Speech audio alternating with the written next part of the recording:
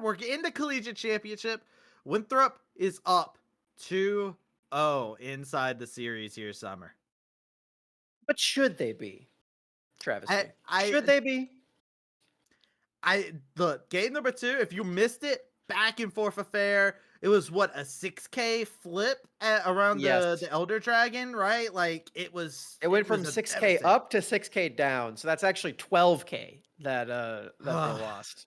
I So, mean, it's rough. It's rough, and like, right, like GVU definitely come into this as the underdogs, right? Winthrop heavy favorites. I think a lot of the brackets I saw had a lot of people saying Winthrop's going to go far, mhm. just from their performance all over the year. But GVU from the MEC, they're the last hope, Summer. They are the last beacon for the MEC fans that are here. Purdue Northwest lost. Ottawa Braves lost. GVU, they had an impressive game number 2. They've had great early games, but now they got to pull something that we've only seen legends be forged out of. They got to do a reverse sweep. Yeah. This is one last test for GVU. They need to make this happen right now, right here. Semesters are already over. They're done with their finals. This is it. This is where all of their attention is focused now. There are no more safety blankets, and you got to take down the Titans of Winthrop University, who aren't that far removed from their own title here in the Collegiate Championship. Now, it's been a few years since then, a few shogos since then, but Winthrop University is still right up there. We made top 4 each of those times as well. So the fact that GVU is making this series close, and the fact that they are doing so against these players as well, is just so fun, because we already talked about before how the history between the junglers and between the supports is so rich, so vivid, and that GVU, they're taking this one a bit personally here too. Yeah, they want that dub. They want to go ahead and be that defiant team against the heavy odds-on favorite, right? This is the team, if people were to be like, yo, if people were betting on somebody, hey, somebody who's been Final Four every single time, it's pretty good to put your money on. A former champion is pretty good to put your money on. But GVU, they're back on blue side. Bans staying the same on both sides so far, as Winthrop is saying, no Tristana, no Jeans. And no Lucian, no Ash either. So lots of marksmen are gone. Perhaps this is going to be a third Varus game, unless Winthrop do want to ban that one away this time. Nah, the Scorpion is a little too new to the game, I think. Most recent champion, probably ban it. Proctor had a really good performance in that inside around the 32. I get it. You know, Proctor. You want to try and make sure that they're in that. I wonder actually if they will change up any of the picks for Proctor inside this game. I'm actually surprised they locked this in. They're just running it back 3 games in a row. They're saying, yo, the Varus wasn't a problem. I agree. But hey, Nightstar just saying, I will take this champion. I will continue to perform. Yeah, I mean, realistically, if GVU find exactly the same draft and just clean up their macro decisions, I think they should be favored in this game, because they did win that game by all accounts, until they decided to make a very poor macro decision, gave up a bot lane inhibitor, and then lost a very tragic fight around that Elder Dragon. But this is huge here, Travis, because now we have the Nico for Winthrop University. This has been banned so many times against us, but we can't celebrate too much yet, because this could be a support Nico, because it pairs well with Callisto. Yeah. The surprise Pop Blossom is what I like to refer to it as. Remember that the Lee Sin is up and available, and Castle says, let me run it back. Despite a fantastic Viego game, they said, you know what? If I'm going to make a last stand, I'm going to do it with a champion I will kick every single bit of the competition with. Yeah, I mean, he had a great early game in game 1 here, so I'm not too surprised to see that one available. And another champion swap here for Pluto. Rel will be the third support in his arsenal. Nautilus, then Braum, then Rel. I mean, he's been a tank player for as long as I've known him, so I'm not too surprised to see this genre of champion rear its head. It could be into that Nico, though, and that matchup is not the easiest, as you do get kind of bullied out and snared up, knocked up, everything from a distance. Yeah, the Viego on the opposite side, though, it almost feels like Will over there is just like, hey, yeah, I saw what you could do on it. I want to play Lee Sin in this game, okay? I'm going to steal Lee Sin from you one way or another. I'll pry it off of your hands, you know? So they're looking to fight. They're looking to squabble. And, yo, this composition's crazy because you still don't know if that mid support's going somewhere special. You don't know. I mean, honestly, Nico in the rail actually doesn't sound that bad to me. Yeah. So it's just like, there's a lot of good things here for Winthrop. I'm a big fan of the composition that they've drafted themselves so far. Yeah, and when you do pick blue against Winthrop, you always have to run the risk of getting a very bad matchup in that top lane. And Denethor can very easily run away with entire games based on a bad matchup that he is into. So you got to be careful here for GVU. You need to find something that is blindable in all circumstances, as they don't fully believe that it's going to be Nico support. I frankly don't either. Rico Sword, way too good at that champion, I think, to put it in the support position. Not that Chookies is bad at it by any means, but I mean, their names literally rhyme. So you gotta show some respect there. Yeah, I was also just like the Sejuani was undeniable. I don't think that Proctor actually has a champion that can punish a tank matchup. So I think Denethor just taking the Sejuani had a great showcase on it. We talked about it. Did more damage inside of game one. They did more damage than both AD carries did combined, which is a crazy thing for a Sejuani to do when they only had like their most offensive item was Heartsteel. And it's the same matchup again. I mean, bold move from Proctor, I gotta say. It could very well just be an Aurelion Soul Slam again. I mean, I didn't hate that strategy for them where they've got all the early game built up in these three champions and then late game scaling down here. Whoa. Whoa. Blind Cassiopeia is wild for the third game. Yo, Jinqual said they are not ready to go back yet. Breaking out something new. We have not seen this from Jinqual actually inside of any of the MEC seasons that they've played inside of. So being able to lay down the gauntlet like that, on the flip side of things, guess what? It is going to be that Nico flets down to the support role. The LeBlanc is there to punish the Cassio.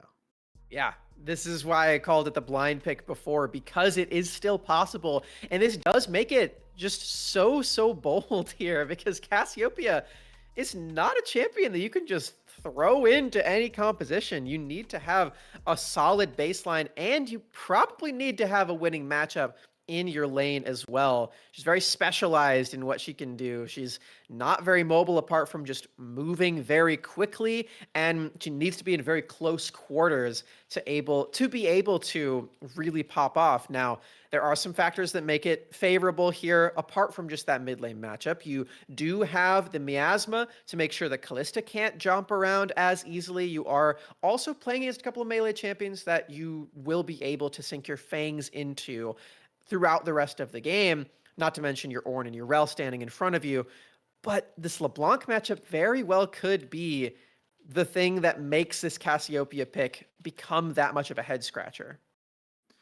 Yeah, I like the idea. I like the idea. I think of the theory, and I'm like, all right, you see a Callista, you see all these different champions that got to move forward, but it does become a little bit scary. The late game, though, could be exactly what they could look into, right? They could be just thinking, yo, we get to late, we can become that much more undeniable. Their backs are against the wall at the current moment in time. Jinquil got to look to break some bones inside of this game. We're ready. Game number 3. Winthrop are at match point. The heavy favorites inside of the matchup, looking to show that they are undeniable. Claims have been slown against them, claiming they are mortal. They're looking to try and prove those allegations false against GVU while they try to continue the scrap. They've got a long uphill journey, but they're willing, they're able, they're going to try and climb up this mountain.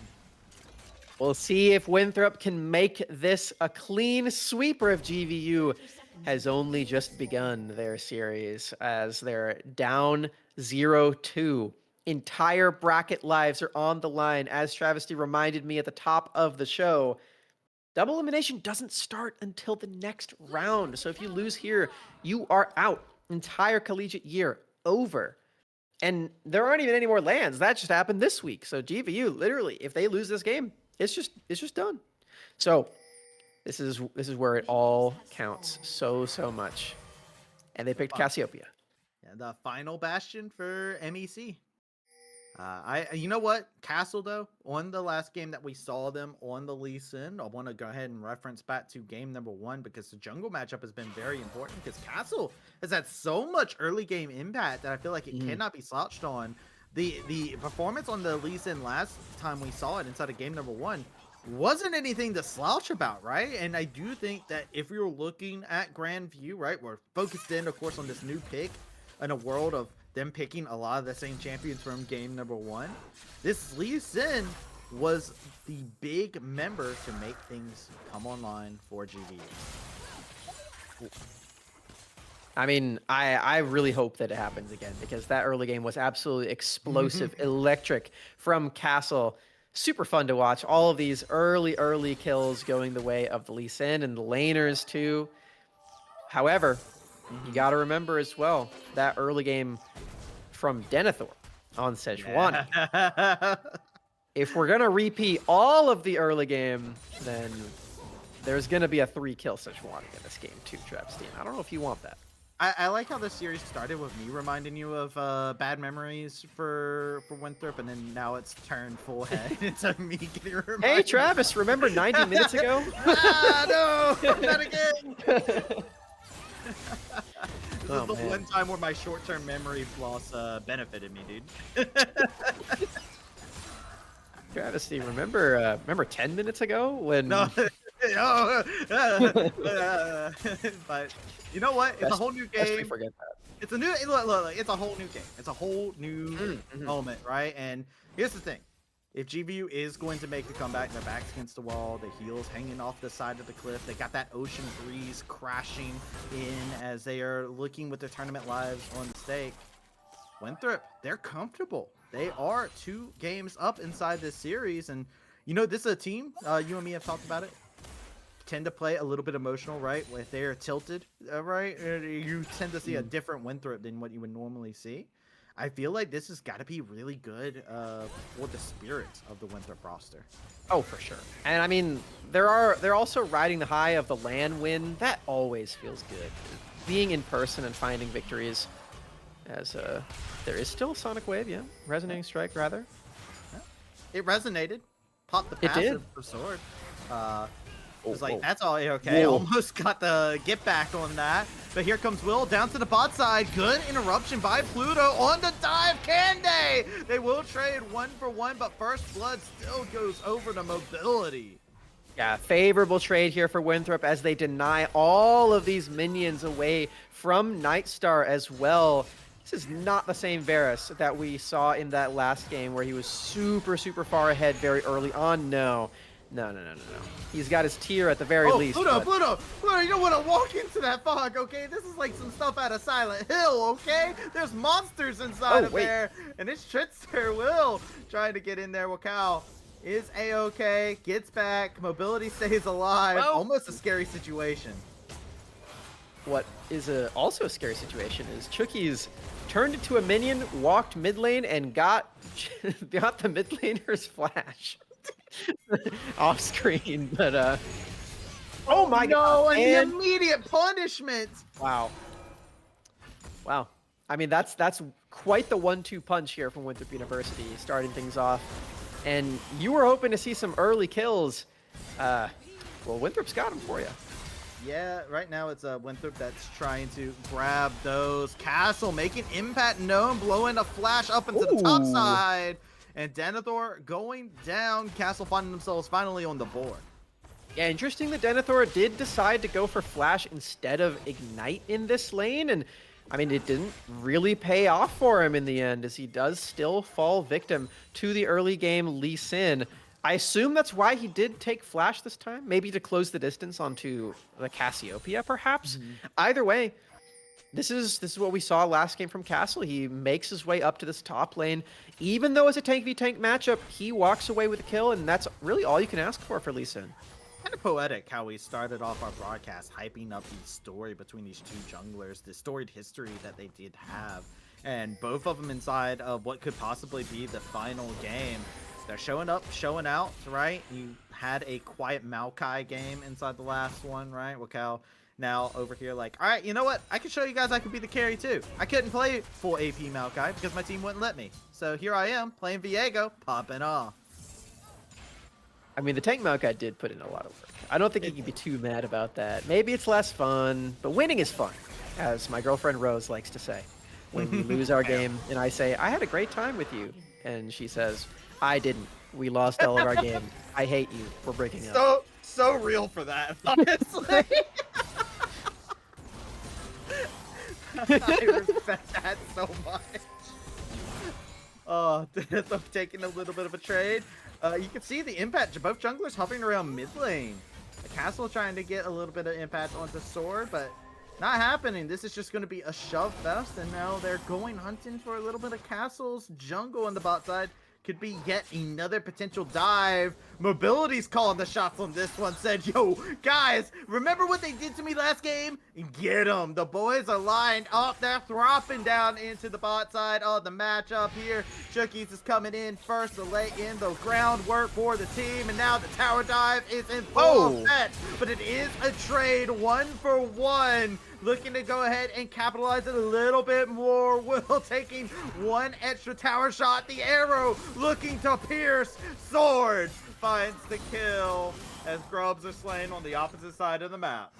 All right, just Chookies goes down at the end of that one somehow. I mean, that was it didn't really look too clean, but they played it collected. They figured it out at the end, and it will be a second death onto Nightstar, and another one for Pluto, just for good measure. And Sword now in this game on the board, 2 kills. He's got a shutdown on him too. He might be finding his 3rd kill actually. Where can Pluto go? Back to the fountain at this rate. There's a chain there, and immediately catching him out. Sword cutting off any hope of escape for Pluto. Wow, I really like that heads up play from Sword to flash the chain in, making sure that Pluto knows he is dead, even though he has flash, even though he has his crash down. There's no means of escape against this LeBlanc. You're better off just saving your flash. And Sword's got 3 kills right away in this game. 2K up for Winthrop University. This is the first early lead that we've actually had in this series. First early lead, which is big for Winthrop, especially since we've seen what they do when they're behind. Now when they're ahead, it's a scarier prospect, I feel like, as the early game. They've had such a good time. You can even see the individual gold. Sword having a great showcase for themselves inside this mid lane matchup. Did you see how much damage that Callista Q did to Nightstar, by the way? Listen, that's a lethality. That's a tilting build for me. If I'm playing bot lane and I get hit with that, I'm tilted. I'm done. Man. It's faster than Varus Q, too. As, pretty ridiculous. Castle has been jabbed by little Glittering King. Yes, here we go. Looking for the exchange. Fate's call, the pop blossom. 3 members deep. Sword, the reinforcements recalled, and mobility falls victim. It's the curse of the early lead, as now you got Jinqual coming in, laying out miasma. Gets themselves a petrifying gaze, but doesn't find any stuns. As a result, Sword looking to see if they'll be able to find a pop for themselves. Get the chains, getting them popped. Safeguard comes in, just enough shields to be able to keep them still. And the Magic Storm is a storm that Sword cannot weather, but trades it back, getting 2 kills, a sliver of HP. Call it 15. Sword is going to make it out just fine. Pluto looking to cut off any hope for him. Can't find the jab with the lance. Sword is going to be A-okay. The rest of the team here to keep Pluto down. Then put that horse out of the race. Sword is dominating. Who better than Sword to get that last kill as well, jumping in with only 10 health. He's 6-0 on this LeBlanc. This is absolutely ridiculous. I mean, Travis, I don't know if everyone remembers this, but I remember back in the day when Sword was the mid laner as, hold on, 1 second. Nightstar flashing in melee.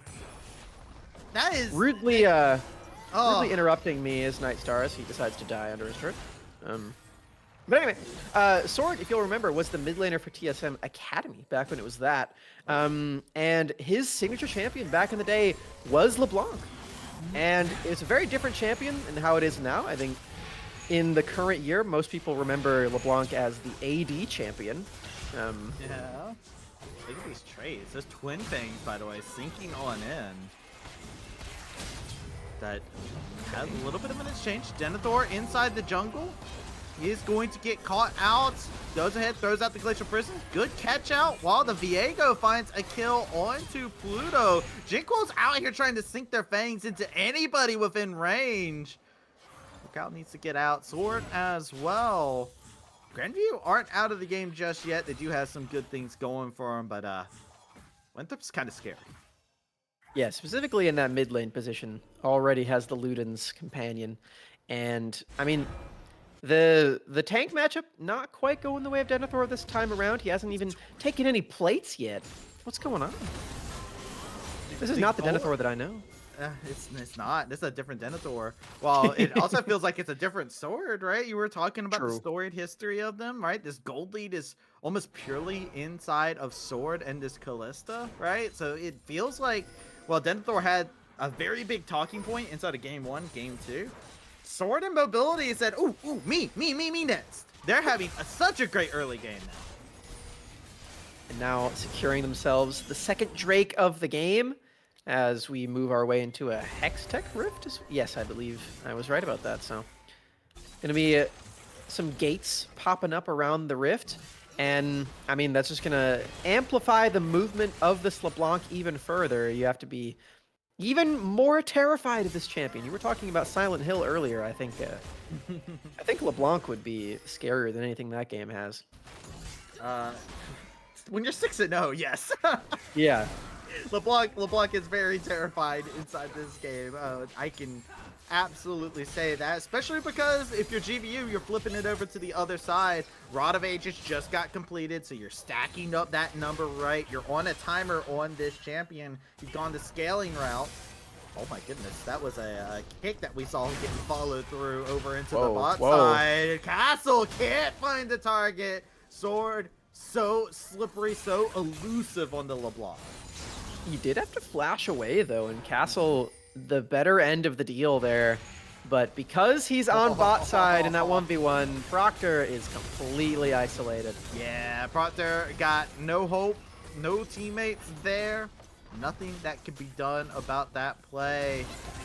GVU getting punished, almost finding a moment, but they're trying to capitalize, get some sort of numbers back for themselves with the Pop Blossom is massive. The Varus decimated. Here comes Castle. 3-0-2. They're looking to see if they can get one for themselves. Castle trying to think with portals, but you're not going to find your way out that way. Mobility will send them out the back door, back to the fountain.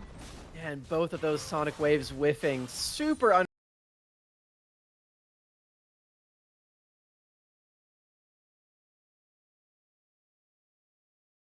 was able to play Lee Sin for like 15 seconds there.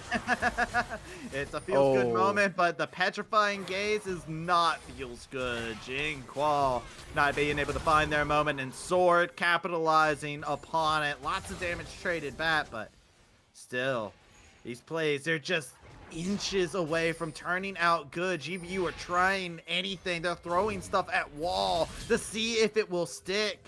But nothing is sticking. It's slithering, it's sliding, it's splattering off the side. Pluto splatters up against the wall. And yet again, another kill for this Viego. GVU is falling apart. Pluto, a little bug on the wall there, and Watao hitting him with the windshield wiper. Scrubbing him out. That's tough. 6 deaths here for Pluto, not having the easiest time in this third and potentially final game. And by final, I mean for the series, but also for GVU's entire bracket run. It's really unfortunate with the fight that they've put up in this series so far. Having this be the way that they go out would be really, really unfortunate because, I mean, you got to remember, Winthrop, very, very heavily favored in this series. I know we're literally on the Winthrop channel. I know it's me casting it, but it's not just an opinion that I hold, okay? This is, we have a bracket thing going. Winthrop was definitely favored to win. Yes. But Yes. GVU made it very, very interesting.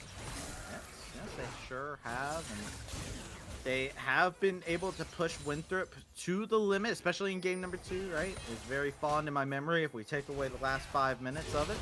But what a you're doing some fine dining for some scuttle. Hey, Castle, I hope it's worth. Is going to go down as a result. The Dragon Rage kick will not be enough. Denethor securing the kill. Was 0-2 earlier on. Now that they've gotten out of the laning phase, they are popping off just so clean. And now Proctor, next up on the list, crossed the name off. Doesn't hit the Glacier Prison, but the follow-up is still going to be abundant. Yet again, another kill. The Pop Blossom back over into the mid lane. Pluto taking a good amount of damage, having to use a Magic Sword to give him a little bit more space. Chookies goes down as a victim. Nightstar staying alive just barely, but they can't step up to protect this tower, not with mobility and sword, lurching around the corners. Finding 1 kill on the Chookies is not going to be enough here for GVU. You got to find more on the map than that. And oh, Nightstar, he's stuck around a little too long, and mobility finds his 5th kill of the game. Goodbye, Cassiopeia.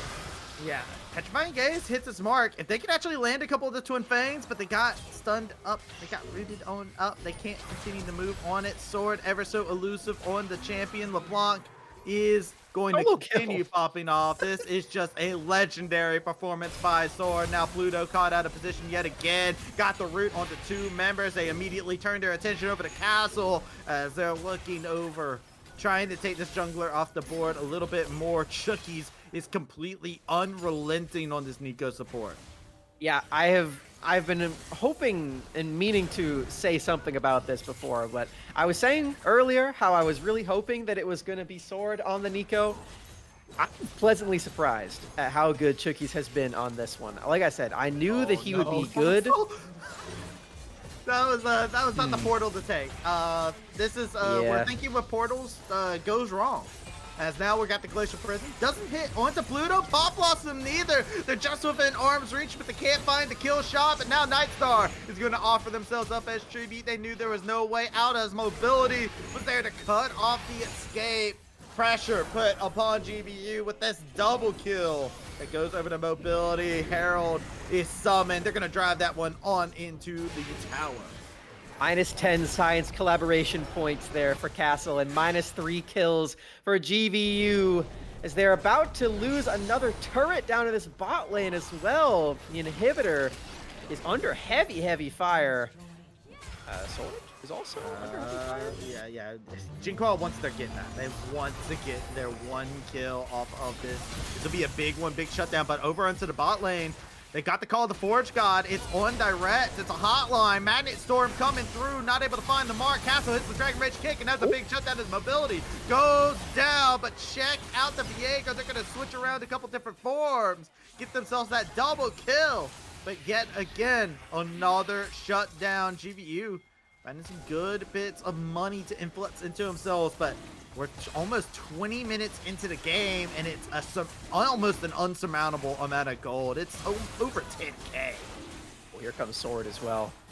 I think you've placed yourself in the pit here against a LeBlanc. Yeah, there's the Miasma. They got the Petrifying Gaze, the Pop Blossom. It's easy when it's looking like a Venn diagram. You got so much in common. Does trade back the kill, gets 1 kill for themselves. Proctor trying to use that Bellowing's Breath to try and find any kind of kill. The poke cannot find its mark. Sword secures Drake. 3 Drakes over for the side of Winthrop. They got the gold lead. They've gotten every objective. They've got the kills. Winthrop are not playing any games here in game number 3. Yeah, and I hate to say it, but I feel like this is one of those games that is just completely make or break in terms of mental, because this last one that we saw, game 2, I can feel the effect that it had on GVU. You can tell that these guys are so frustrated. They're just bashing their head into the wall. I mean, it's a combined 17 deaths for their bot lane. You can tell that they felt so strong last game, on top of the world, and then they lost. And now just trying desperately to go back to that and find these skirmishes, and it's just not working out for them. It's a really rough way to go, as I was saying before. And I mean, GVU, they fought super well throughout this entire series. Great petrifying gaze actually to connect onto the Viego and mobility. That's a big shutdown that just came about. They use the Fate's Call. They get in there. Pop Blossom hits on the 4 members. Jinqual nets on up. They get Castle. They get Jinqual. Proctor's running for the hills, trying to jump into the arms of Night Star, but you got an inhibitor. 21.5 minutes that's being laid siege upon. His inhibitor is going. Man, the Nico ultimates have been insane for Chookies. Yeah. Oh, Nightstar whiffs out on his ultimate. The drift! Man, Xanathor drifting around the corner with the Glacial Prison. Not something you get to see every single day, but a massive shutdown in the favor of Proctor. They get the LeBlanc. Sword was 13-0 inside of the game. Now they have a death to blemish everything. Castle going in a bit too deep, like a Sum 41 song. The portal being called. They want the smoke. They see low HP bar. Jinqual, you gotta watch out. There's just no numbers in your favor. Proctor's going in. They get the headbutt, but they're not going to be pulverizing any bit of the competition, as they are just too far away. Their arms are too short to continue boxing with Winthrop as they just continue to fall down like dominoes. GVU will collapse. Oh, everyone just trying so hard to get some last kills here. You can tell that they know their season is over, as Winthrop University find their first clean sweep of the Collegiate Championship here in 2024. Nice 3-0 for the Throppers to close out the series. Winthrop shows that despite them being shown as mortal, they'll get a couple more kills, but they've patched up the wounds. They are looking completely fine. The minions will end off the game, and that is Winthrop going on. They are top 8. They are not going to remain in Sweet 16. What a showcase for them. Like we were talking about, wounds have been patched up. Winthrop came in as favorites. GVU threw a couple hits, couple hooks here and there. Game 2, you look back at it and you wonder what could have been, but you felt the effects. Summer, you talked about it already. The effects were felt inside of that game. That Game 2 ending, it felt like it continued. It spilled into game number 3. It definitely did. I mean, the mental, you could tell, was very much shattered in that last game here for GVU, but I think they really need to focus more on that first couple of games, because they really did a lot to show what is possible against a top tier team like Winthrop. I think they should be very proud of those early games, especially Castle. I mean, that Lee Sin performance was phenomenal. The Viego in the resets and everything. There's a reason we highlighted him at the top of the show. It was a great performance from GVU. Just the results are not going to reflect that at the end of the day.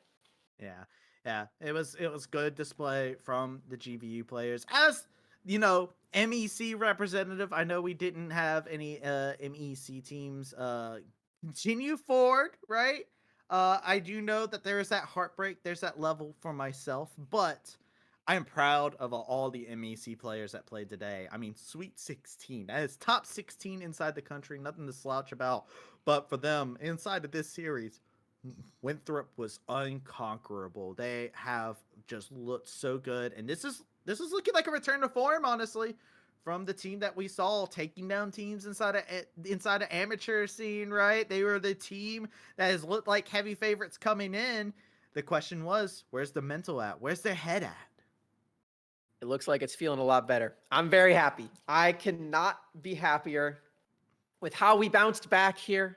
I'm happy that my prediction was right here, Travi. And the Winthrop guys, it seems all they need to do is win a LAN, and then they're back right up to their normal selves, feeling good. I'm stoked. Can't wait for our top 8 matchup.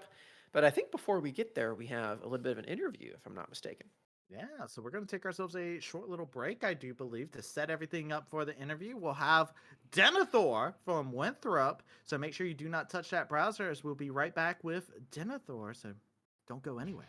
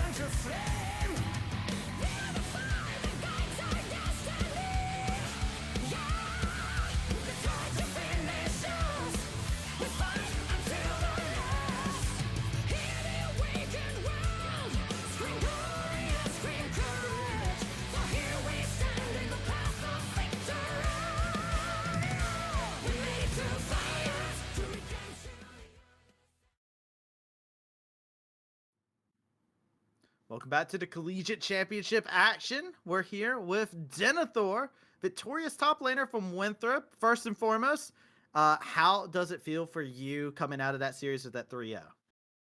Feels pretty good. A little worried about that we almost lost game 2, but expected a 3-0 and got it, so feels pretty good. I hear you. I hear you. And you guys have had to actually play against GVU quite a bit, and I want to bring that up. So over the course of the past couple days, you guys have had to play against GVU.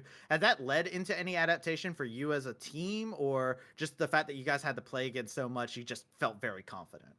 I think it didn't really help us that much because it didn't really do what they're gonna do on the CLOL game. I felt like they were just holding back a little bit, especially with like lane swaps and stuff. So didn't really help that much, but we 5-0'd them, so it's chill. Yeah, yeah. I mean, you guys definitely did that, and I have to bring up Netstup as a factoid. I gotta ask, were you talking any junk to your carries inside of game number one? Because the Sejuani game, I don't know if you looked at the damage charts afterwards. You did more damage than both AD carries combined, which is crazy on Sejuani. Like, what's going on, man? The damage I'm just pumping into Ornn is just a little bit of a stat check, like just gets too much like free damage, so I can't really flame them for it. No flame. You're not gonna show him the chart and be like, "Look at what I did on Sejuani. Why can't you guys be like me?" That's the normal though. Back when I used to play Sejuani, it was like top damage every single game. Jeff is kind of broken. It really That is. attack. Low key. Actually, takes busted in general. But going into it now, you guys have your Nets matchup. You already know who you're going against in the Nets matchup, which is going to be St. Clair, since they were able to take out Ottawa. It was weird. You guys almost had an opportunity to go against two MEC teams back to back, but it's going to be the first from the East instead, who's coming in. They looked good, 3-0 for them on their side of things as well. You guys feeling all right going into the matchup? Is this something that you guys are excited for, especially with double elim being a first time for you? Yeah, it'll be nice with the double elim, especially. Nothing to lose really, and I'm pretty confident for next week. A little more competitive than this week, I think, but I still think we'll handle it easily. It'll be fun. My last question, Denethor, is I've talked to Summer. Mental has always been something that we talk about whenever it comes down to Winthrop. What do you guys have like an exercise to like get you guys like back into the mindset to make sure you guys are good? Because game 2, you guys needed something to get your mental back into things. Not really. I think maybe it kind of just gave us that little nudge that we needed to just focus up, getting that far behind, and then winning it was just kind of a boost in momentum, and we kind of just rolled them. Game 3. I think my mental was fine the whole time. I don't know about my teammates, but I was chilling. All right. Well, Denethor, anything you would like to say to the people supporting the people in chat? You guys have had, of course, a lot of throps out inside of chat. You've got a lot of people that were claiming that Winthrop is mortal after last week's game. What do you got to say to everybody out there? A lot of supporters, and I appreciate them. Specifically, Pilscar and Fan of Chickies. They're just always there, and they're the goats. All right. Well, it's good to hear. Denethor, we'll see you next week. You got your spot locked in for top 8. And like we said, you'll be going against St. Clair. So I'm excited to see exactly what you have in store for us. Thank you so much for coming in for the interview. Thank you. We are going to flip back on over to Summer, who is awaiting us over onto the side. As there Summer is. That's like Hi. instant transmission right there, right? Like that's some skills, Summer. Yeah, I mean we're in the same city. If there were no walls here, then I would be able to see him right now. So there's there's there's a few walls, a few buildings between where I am and and him right now, but yeah, always nice to hear from Denethor. And yeah, I agree. Shout out to Pilscar and Fan of Chickies. I know we're on their home turf, the Winthrop University esports channel, so I know they know where to go. But yeah, for anyone else who's watching here, thank you for supporting the school's channel and the school itself, the team and everything. It means a lot to me and to everybody over here in the program. For you guys to be supporting us. So thank you so much. Drops out. We'll be back here next weekend, by the way, for the top 8. We're going to be streaming that here too. So Hashtag plug coming in there, but it's always good to go through and see. And I believe we should be able to kind of go through and look at some of the other stuff that's in here. Check out the donate link if you haven't already. If you want to continue to provide to make sure that we have the resources to continue pumping out stuff here. I know a lot of the people have been going into support from the community has been great. We love to see it. Show people out there, show the production companies and stuff like that. There is a value that are inside of this, and you can see that whenever the community gathers together and says, yo, this is something that we want, this is something that we need. So make sure you check it out. Links on the screen, gofund.me, and then there's a slash, and then there is a combination of letters and all that good stuff. I'm not going to say it out loud, but like Summer said earlier, you can clip it and ship it. You can clip it, save it for later, and be able to slap that link with your wallet. yeah, and appreciate the support on that as well. Appreciate Hawk and Grapes for setting all this up. PVS for producing for us today. We got Kelsey as well in the back, as well as Leanne, and a whole bunch of other casters as well working on this entire project. It's been very fun. Oh my god! And look at that. There's some names right there. Summer, you're a play-by-play? I suppose I am. Now that I you was the mention color all along. it. Now that you mention it, yes, I am a play-by-play caster. You are a color caster. That's okay. Yeah, thank you so much. And I'm sure everyone's already aware, but in case you are not, Running the Rift and Salty Runback Pod are also streaming some more collegiate games over there. So that's probably where we're going to go. On the Winthrop channel, we only watch Winthrop games. So we're going to be raiding over there pretty soon. All right. Yeah, but we do have a little bit more to go through just to finish off everything here. We also have our bracket update, so I think we can go ahead and showcase that just to kind of show where the bracket is. Oh, we don't have a bracket update. Never mind. Never mind. I was just going through things inside of here. So we'll just go ahead and look over at to the schedule that is going to be here. We have our sponsors that we would love to give some love over to before we send things off, I do believe. if that is something that we do have. If we don't, then we can just end it off with sending things on over. Just waiting to see. We're getting all that together. Oh, there we go. We got the day schedule. So there's the day Nice. schedule. So you'll be able to see all the games that are going on. So there are more games like my co-caster Summer was talking about. Good old Ole Miss and OC and then you got SLU and UCSD going on against each other.